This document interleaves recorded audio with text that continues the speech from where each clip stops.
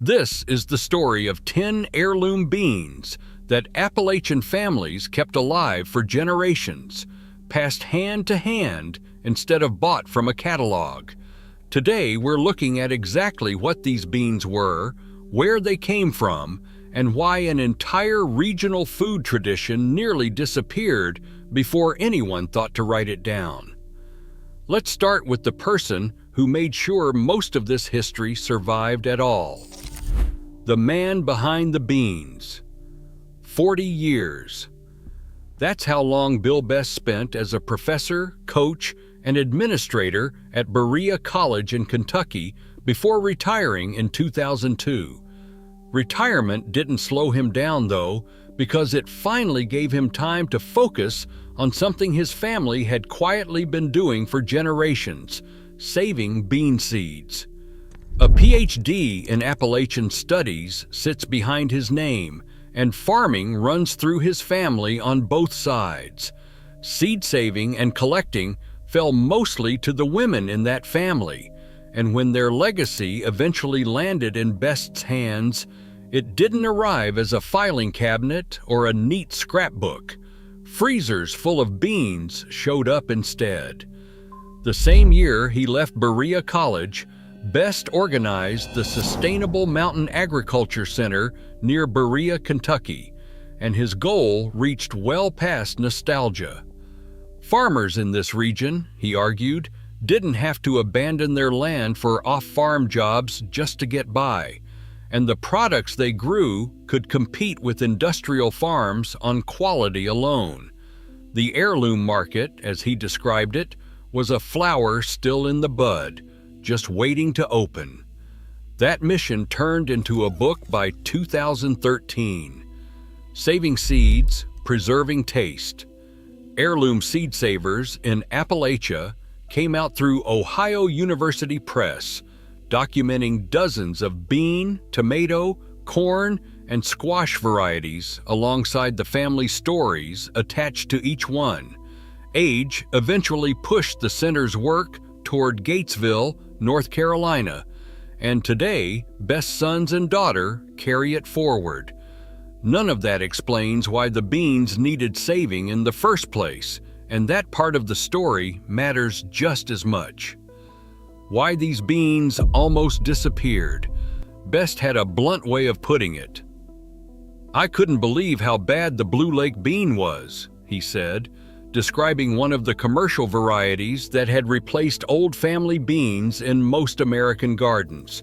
His explanation cut straight to the point. The high price of cheap food, in his words, kicked flavor to the curb. Here's what that actually meant in practice. Breeders built modern hybrid beans to survive one thing above everything else: mechanical harvesting, which meant the beans had to be tough enough for a machine and uniform enough to ripen all at once. Taste never entered the equation. Even the stringless trait we now consider standard in a good green bean got bred in without much thought for flavor, and flavor got bred out right along with the strings. A small handful of hardy, forgettable varieties came to dominate corporate agriculture, and only one thing kept the older beans from vanishing entirely. Individual families in the Appalachian Mountains simply refused to let them go. Sentiment wasn't driving that refusal either. Beans ranked among the most important foods a mountain family had during the Great Depression, which meant nobody treated seed as something to experiment with carelessly. Real intention shaped how families preserved and traded it, and the trading itself reveals something about the culture behind it. Growers swapped seed at the local hardware store rather than a feed store, exchanging one variety for another, or for supplies, in a system running almost entirely outside any commercial seed catalog. These 10 beans come out of that world, and knowing how they were grown matters just as much as knowing their names. The Three Sisters. Appalachian gardeners rarely grew beans alone. Families paired beans with corn and squash for as long as gardens have existed in these mountains, a method known as the Three Sisters, and the logic behind it still holds up today. Nitrogen from the beans fed the soil and the corn. The corn gave the climbing beans something tall to grow up, and low-spreading squash crowded out weeds before they could compete with either one. Keep that system in mind moving forward, since many of these beans belong to a specific category called cornfield beans, bred and selected to climb actual corn stalks rather than a garden trellis. A few terms will keep coming up before we get into the beans themselves, and knowing them now will make the rest of this list click into place. A quick note on bean terminology. Appalachian heirloom beans generally break down into a handful of recognizable types. Smooth, shiny pods lacking the small hairs found on most beans give greasy beans their name, producing that slick, almost oiled look. Cut-short beans pack in so tightly that the beans appear cut off flush at the ends, while cornfield beans, as mentioned, are pole beans grown-up corn stalks in the field. Half-runners make up their own separate category entirely, alongside fall beans, wax beans, and butter beans. These weren't just cooking labels. Each type reflected a slightly different way a family adapted its garden to the land, the soil, and the kitchen it needed to feed, and that adaptation is exactly what shows up in the list below. Bean number 1, the Birdie Best Greasy Bean. Bill Best's own family produced our first entry. Over 100 years is how long the Birdie Best Greasy Bean had been grown in essentially the same form, according to Best himself, a smooth, shiny podded variety fitting squarely into the greasy bean category just described. Rarity isn't what makes it stand out. Consistency does. One family, one bean, passed down without interruption for a century.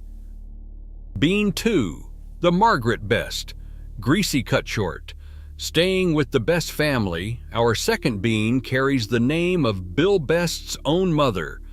Beans packed tightly into the pod on this cut short variety, producing that distinctive blunt shape, and naming a preserved variety directly after her says something about how personal this work really was for Best.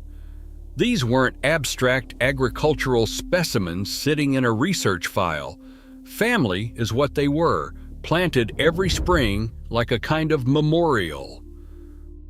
West Virginia produced this next variety, a brown, flat, cornfield-type pole bean that found particular popularity across Tennessee and Kentucky. Best's book names it specifically as one of the signature varieties he tracked down and preserved, and that detail matters because these beans didn't stay locked inside one hollow or one county. Family lines carried them across state borders instead, as people married, moved, or simply handed seed to a neighbor who needed it. Bean 4, Ora's Speckled Bean. Best's book names this fourth entry as one of its signature heirlooms, a speckled seed variety kept alive under the care of one person, someone named Ora, rather than any commercial grower. Nearly every bean on this list follows the same pattern. A bean's name in Appalachia usually tells you who kept it alive, not who invented it, and certainly not who sells it. Bean 5, the Brown Goose Bean. Best's documented collection includes the brown goose, which shares its name with a small cluster of other goose varieties showing up repeatedly in Appalachian seed-saving records. One simple decision, made over and over across years, explains its survival. Somebody judged the bean worth the effort of saving seed season after season instead of buying a fresh packet every spring. Bean 6, The Robe Mountain Cornfield Bean. Long, tender pods define this cornfield-type bean, some stretching past 9 inches, and Robe Mountain also happens to be one of the earliest Appalachian varieties to set pods each season. Timing puts it right alongside some modern commercial beans, yet it still carries the flavor those commercial varieties lost along the way. Strings do show up in the pod. They come away easily, though. A small trade-off growers familiar with this bean consider well worth making. Bean 7, the Mountain White Half-Runner. Half-runners form their own distinct category, and the Mountain White Half-Runner is a variety some families grew almost exclusively, season after season, rather than experimenting with anything else. According to one Appalachian family's own account, it was the only bean their grandparents ever grew. Their more recent seed stock traced back to a grower in the Nantahala area, where the same variety had already passed down through generations before making its way into new gardens further afield, and that handoff captures the entire story of Appalachian seed saving in miniature. Agricultural extension records list this 8th entry alongside other historically named Appalachian beans, such as the Logan Giant, the Fat Man, and the Cranberry. Smooth, hairless pods place it in the greasy back category described earlier, and while the exact story behind its name has mostly faded into word-of-mouth tradition, its continued presence in modern seed catalogs and extension publications tells you something important. Growers kept it going across generations because it was good enough and significant enough to earn that effort. Records list this 8th entry alongside other historically named Appalachian beans, such as the Logan Giant, the Fat Man, and the Cranberry. Smooth, hairless pods place it in the greasy back category described earlier, and while the exact story behind its name has mostly faded into word-of-mouth tradition, its continued presence in modern seed catalogs and extension publications tells you something important. Growers kept it going across generations because it was good enough and significant enough to earn that effort. Bean 9, the 1931 Wedding Gift.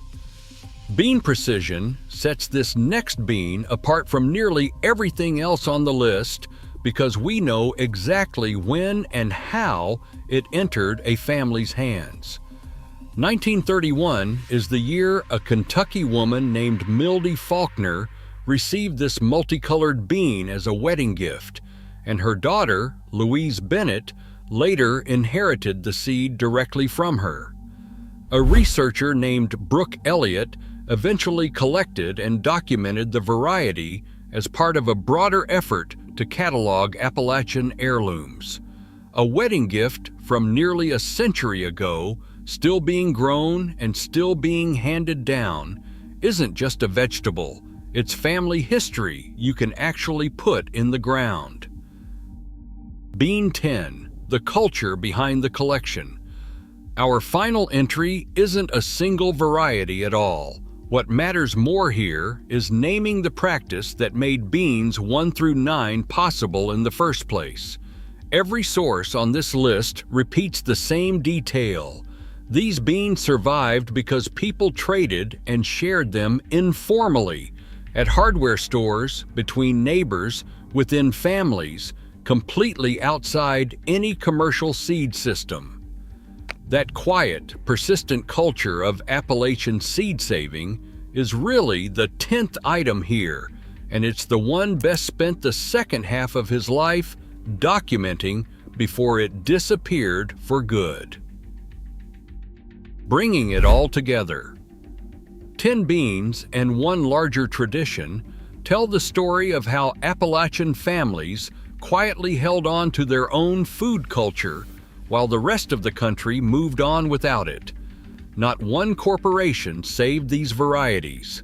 A grandmother, a mother, a neighbor, or a researcher like Bill Best did that, deciding the taste of a Robe Mountain cornfield bean or the memory tied to a bean given as a wedding gift back in 1931 mattered more than the convenience of a fresh seed packet every spring.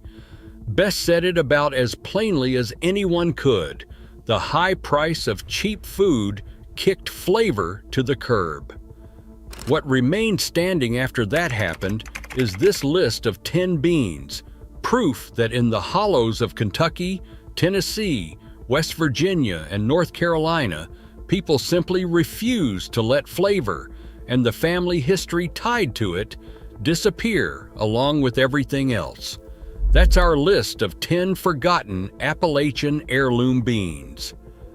Tell us about it in the comments below if your own family grew something like this, a bean carrying a person's name instead of a seed company's.